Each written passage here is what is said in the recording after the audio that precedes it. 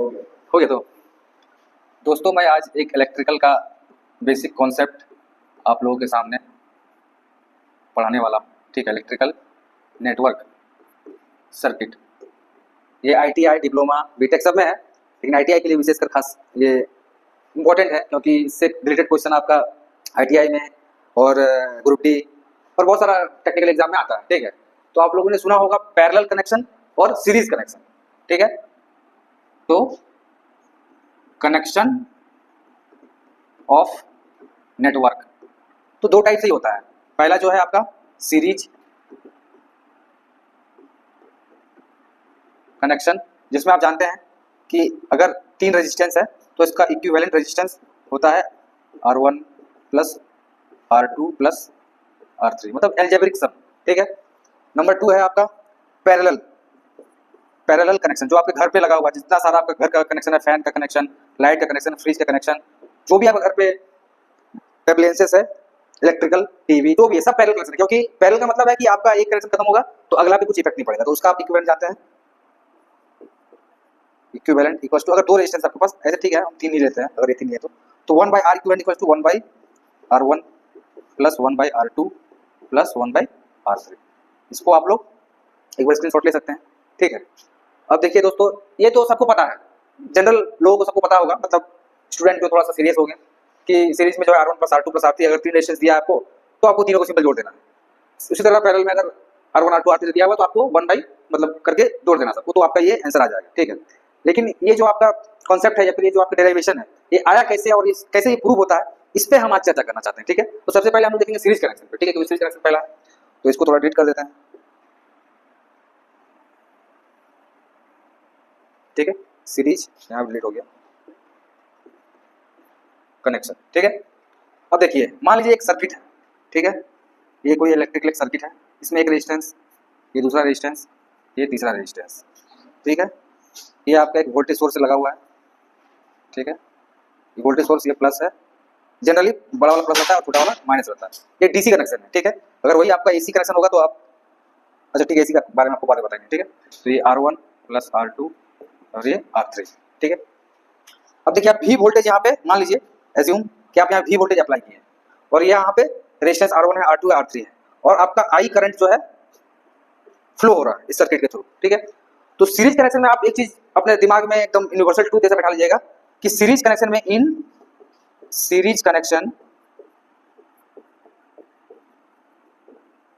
Same current is flowing through all resistance. ठीक है, ये आपका मतलब एक तरह से कॉन्सेप्ट है, थ्योरी है कि सारा जो भी रेजिस्टेंस आपका, सब सारा रेजिस्टेंस से एक ही सेम ही करंट फ्लो होगा। मतलब यहाँ पे भी आपका आई फ्लो होगा, यहाँ भी आई फ्लो होगा और यहाँ पे भी आई फ्लो होगा और वही आई यहाँ फ्लो होकर फिर आपका पूरा सर्किट को कंप्लीट करेगा। ठीक है, क्योंकि कोई भी इलेक्ट्रिकल सर्किट जो है वो क्लोज सर्किट होता है। अगर यहाँ पे मान लीजिए ओपन कर देंगे तो ये पूरा करंट फ्लो नहीं होगा, तो ये एक क्लोज सर्किट है। तो सीरीज कनेक्शन में हमेशा क्या है कि आपका सेम करंट फ्लो होगा। ठीक है, अब सेम करंट फ्लो होगा तो सिंपल सा बात है कि जब यहाँ पे एक रेजिस्टेंस है, यहाँ करंट फ्लो हो रहा है, तो रेजिस्टेंस मतलब आप क्या जानते हैं कि मान लीजिए ये रेजिस्टेंस है, ठीक है, यहाँ और यहाँ एक करंट फ्लो हो रहा है, तो ये रेजिस्टेंस हमेशा इसको अपोज करेगा, हमेशा इसको अपोज करेगा। रेजिस्टेंस का मतलब ही होता है कि करंट को अपोज करना और उसका रेजिस्टेंस का काम ही वही है कि उसको अपोज करता है। तो रेजिस्टेंस के अपोज के कारण यहाँ पे एक वोल्टेज डेवलप होगा, जिसको हम बोलेंगे यहाँ R1 है तो उसके कारण से यहाँ V1 वोल्टेज डेवलप होगा। सेम इस तरह यहाँ R2 है तो यहाँ V2 वोल्टेज डेवलप होगा। सेम यहाँ R3 है तो यहाँ V3 वोल्टेज डेवलप होगा। ठीक है, इसको थोड़ा मिटा देते हैं दोस्तों। ठीक है, अगर आपको किसी को ये करना है तो आप कर लीजिए। ठीक है, यहाँ पे V। ठीक है, अब देखिए टोटल वोल्टेज मेरा कितना है V और मेरा इंडिविजुअल वोल्टेज कितना रेजिस्टेंस में V1 plus V2 plus V3। ठीक है, लिख सकते हैं हम क्योंकि सम ऑफ वोल्टेज, ये इतना टोटल मेरा वोल्टेज है V और सम डेवलप कितना वोल्टेज है तो मैं टोटल का वोल्टेज V है। अब इसको हम लिख सकते हैं दोस्तों I R इक्विवेलेंट, इसको लिख सकते हैं I R1 plus I R2 plus I R3।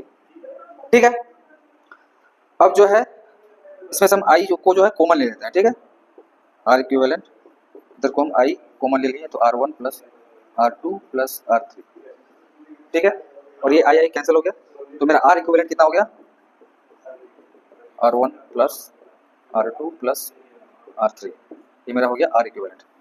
ये मतलब आप सिंपल समझ लीजिए कि कोई एक लड़का अगर किसी चीज को अपोज कर रहा है मान लीजिए, ठीक है, तो 3 लड़का मिले कितना अपोज करेगा, तो तीनों को का अपोज जो भी फोर्स लगा रहा है उसको जोड़ देंगे, तो सिंपल सा बात है कि ये 3 जो है रेजिस्टेंस है वो तीनों करंट को अपोज कर रहा है, तो तीनों मिलकर कितना अपोज करेगा, तीनों को जो हम जोड़ देंगे तो तीनों मिलकर इतना अपोज करेगा। ये जो इतना इक्विवेलेंट आएगा वो मेरा रेजिस्टेंस आ जाएगा। और रेजिस्टेंस का जो है आपको ऐसा यूनिट आपको पता होगा जो है वो ओम होता है, OHM, और इसको जो है हम ऐसे इसको भी डिनोट करते हैं, ये इसका साइन है, ठीक है। ये तो हो गया आपका सीरीज कनेक्शन, ठीक है। अगर इसमें कुछ डाउट होगा तो आप लोग कमेंट सेक्शन में हमको पूछिएगा, ठीक है।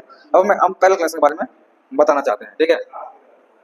अब पैरेलल के बारे में आपको बताते हैं, इसको डेट कर देते हैं, ठीक है। Connection of resistance, parallel connection, दूसरा नंबर द पैरेलल कनेक्शन, ठीक है। अब पैरेलल कनेक्शन सर्किट देख लीजिए आप कैसा होता है। यहाँ एक रेजिस्टेंस जोड़े, फिर यहाँ एक रेजिस्टेंस, फिर यहाँ एक रेजिस्टेंस, वहाँ भी 3 रेजिस्टेंस लेते हैं, यहाँ भी 3 ही लेते हैं, ठीक है। ये आपका पॉजिटिव, ये आपका नेगेटिव, ये आपका हो गया सर्किट कंप्लीट, ये V वोल्ट, ठीक है। तो पैरेलल में आप एक चीज मतलब यूनिवर्सल ट्रूथ है पैरेलल का, जैसे सीरीज में था कि सीरीज में करंट ऑलवेज सेम, इस तरह पैरेलल में क्या होता है कि वोल्टेज ऑलवेज सेम, ठीक है। तो आप इसको लिख लीजिए, in parallel connection voltage in individual resistance is always same, ठीक है। तो जैसे कि यहाँ V है तो यहाँ पे भी V होगा, यहाँ भी V होगा और यहाँ भी V होगा। अब देखिए जैसे वहाँ पे सीरीज कनेक्शन में क्या था कि करंट आपका सेम था लेकिन वोल्टेज हर रेजिस्टेंस में अलग अलग डेवलप होता है, सेम उसी तरह यहाँ वोल्टेज आपका सेम है लेकिन करंट अलग अलग फ्लो होगा। मान लीजिए यहाँ से I करंट फ्लो हो रहा है, I करंट फ्लो हो रहा है, तो यहाँ मान लीजिए आपका R1, मान लीजिए R2 और ये R3, ठीक है। तो यहाँ I1 फ्लो होगा, यहाँ I2 फ्लो होगा, यहाँ I3 फ्लो होगा, ठीक है। थोड़ा I3 फ्लो होगा, मतलब I करंट यहाँ से निकला, एक I1 डिवाइड हो गया, यहाँ एक I2 में एक I3, ठीक है। अब देखिए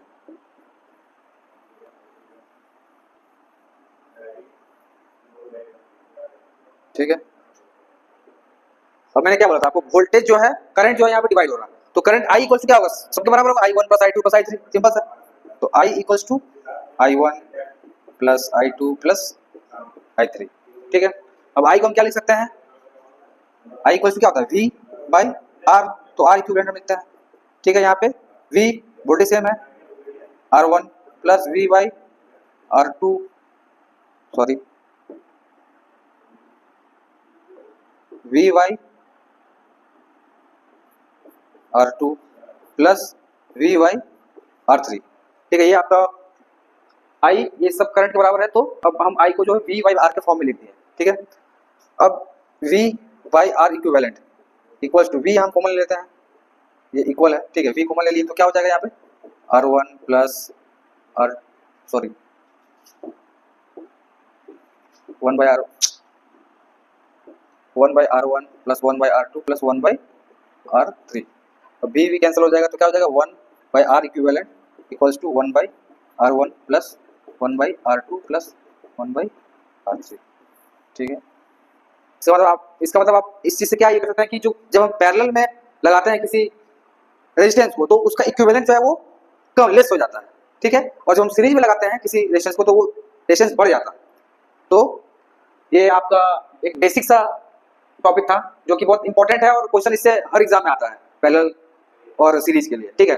अब इससे मतलब एडवांस जो थोड़ा नेटवर्क कैसे सॉल्व होता है पैरेलल सीरीज का, वो जो हम अगले क्लास में आपको बताएंगे। तो इसके लिए आप चैनल को सब्सक्राइब कर लीजिए ताकि जो है आप हर वीडियो के साथ अपडेट रहें और कोई भी टॉपिक आपका छूटे ना, क्योंकि इसमें electrical maths, GS, current affair हर चीज़ का क्लास आपको मिलेगा, ठीक है। आप बस इस चैनल के साथ बने रहिए दोस्तों, मेरा आपके साथ यही गुजारिश है। धन्यवाद।